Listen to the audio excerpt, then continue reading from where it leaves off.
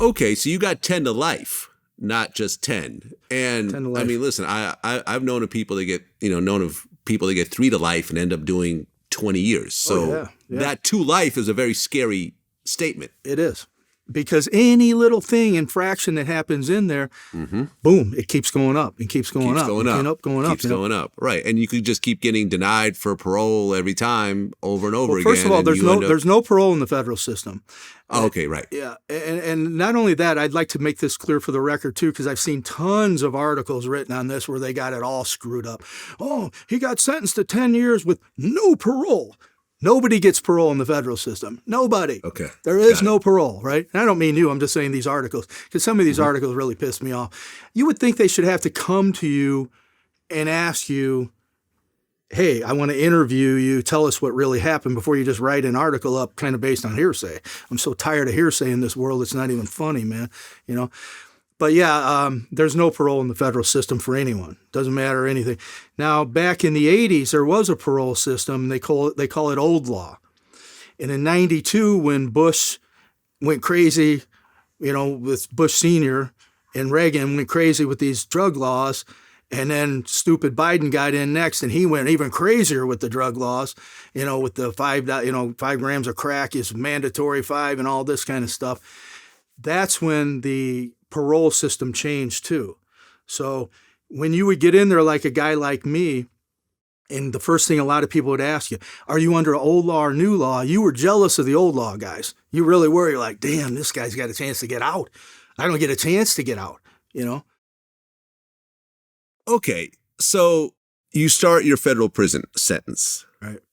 And then 7 months in, you get approached by the FBI. Right. I had been approached by the DEA and the FBI probably about 3 or 4 times prior to that. They came up to Detroit where I was at and tried to get me to roll in the cartel and the mob guys, and I shut them down every time. I mean, and that's really important to me, Vlad, that I want it to be known. I never rolled on anybody, and I don't call what I did with the serial killer dude narking or snitching or anything, because when you're out there killing little young girls, somebody needs to stop this kind of guy. And I do it for free. Come and get me. I'll help you out with anything like that. I'm still on the profiling task force to this day. So, but yeah, if I wanted to have snitched or narked or been an informant, I would have done that early on and never seen a day in jail, but that's not in my DNA. So. Okay. And the offer they gave you was they want to transfer you to another prison, a maximum security prison for the criminally insane. Right. And to try to befriend a guy named Larry Hall, who is considered one of the most prolific serial killers of all time. Correct. They're saying that he killed and raped between 40 and 50 young girls. Right. Have you heard of this guy prior to them approaching you? I heard about the murders, but I hadn't heard his name attached to them. So, I'd heard about some of the murders in the area going on. But I was a free-spirited guy in those days, and I was just having fun. And, I knew no serial killer was a threat to me, because I'll knock the serial killer into his next life, you know what I mean? So I wasn't worried about it. But you would hear, through the woodwork, that, hey, this girl got killed over here today, that one over there, that one there. So you knew something was going on, but I just never thought I was going to end up being a part of it, Right. And Larry Hall has a kind of an interesting story, because they would catch him and then he would confess to a bunch of murders, and then he would recant and say, oh no, I didn't really mean it. And then they were having problems trying to keep him in prison because of all the recanting and everything else like that. So the idea was to send you in there to try to get some hard evidence from him to try to keep him in prison, right? Correct. What's very interesting about the Hall thing too is I see a lot of these articles written, and he was allegedly a serial killer. He was a suspected serial killer. No, he was a convicted person for kidnapping that resulted in murder, death. They go, oh, he wasn't even convicted of murder. Kidnapping that results in death is the federal term for murder. Okay. Mm-hmm. He was in for life without parole. Now, the reason that he kept being able to, he beat his first appeal. He won the first one. And the reason he did was not because of his recanting confessions. It was because the judge, the same judge I had, that old fart I told you about, he was an old badger, you know what I mean? He was a rough guy. And he wouldn't allow them to have professional testimony. You know, like psychiatrists come in and say, you know, some people are susceptible to, you know, false confessions. People, you know, some people like to get attention to themselves. So he denied any, you know, character witnesses from professionals. So, and that's why he won the first appeal. Okay. So you get transferred to the Medical Center for Federal Prisoners in Springfield. Right. And they tell you, okay, we want you to get close to this guy, wait around 6 months, you know, before actually approaching him. Right. But you were like, okay, look, I don't have time for this. Right. So right away, you kind of cozied up to him. Right. Well, interesting, that part. I had a FBI task force assigned to me, and I became what they call an FBI operative. I was officially hired on with the FBI to do an undercover assignment, completely unrelated to my type of story. So this was something completely different. If you're an informant, you're over here narking on your own crew.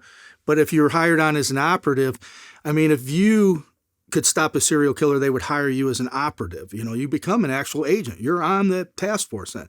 So anyways, they had a task force that was assigned to me. The female girl was not an adversary to me at all. We actually kind of fell for each other from day one. And I mean, the very first conversation we had, she was just as nice as could be.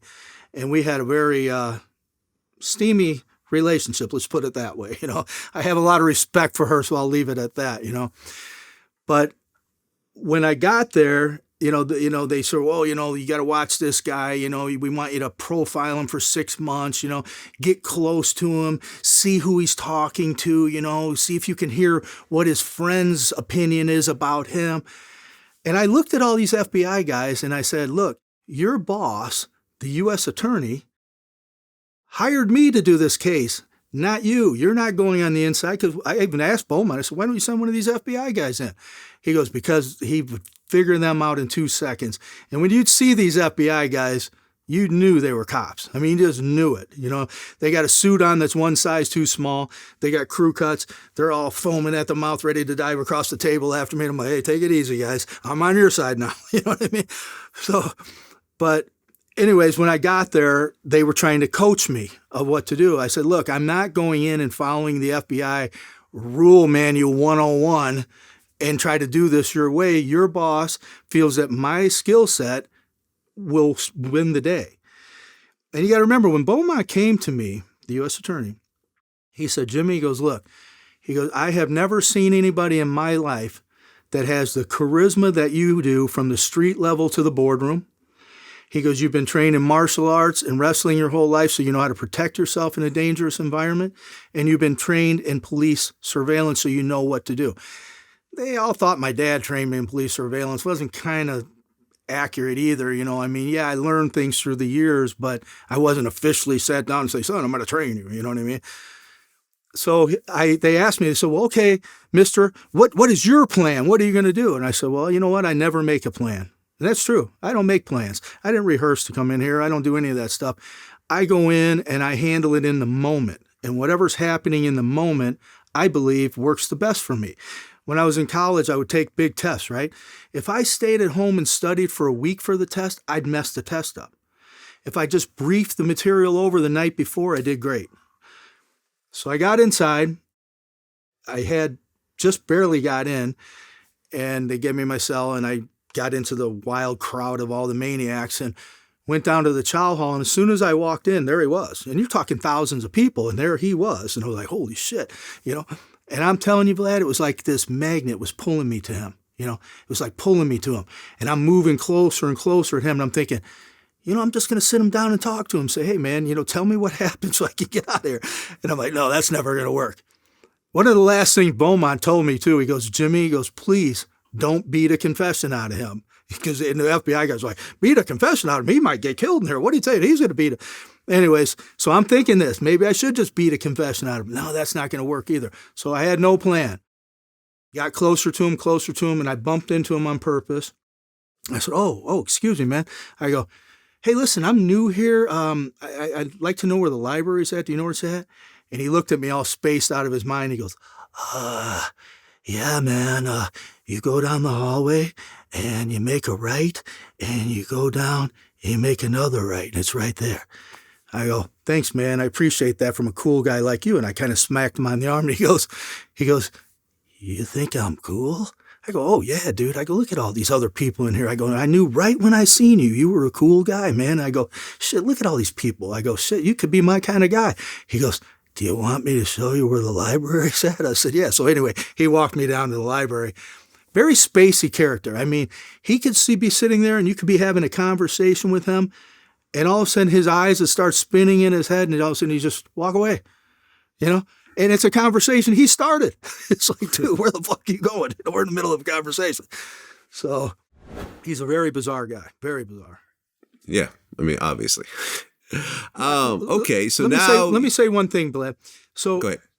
You got to remember when the cops arrested him, they had one chance to sit down with him and interrogate him.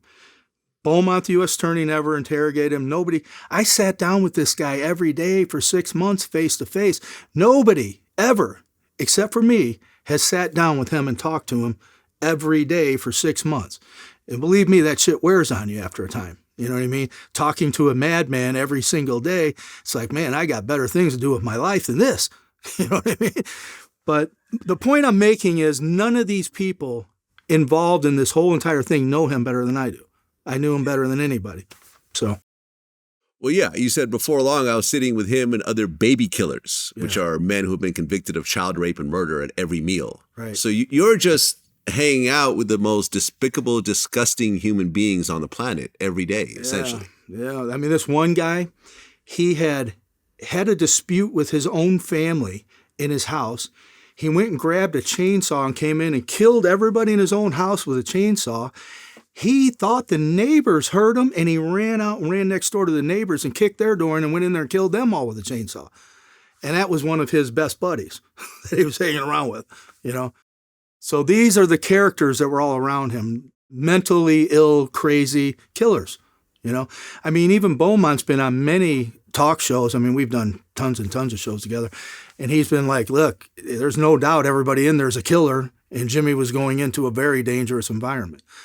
And, you know, it's not even just Hall you got to worry about. It's all of them. You know, all of them you got to worry about.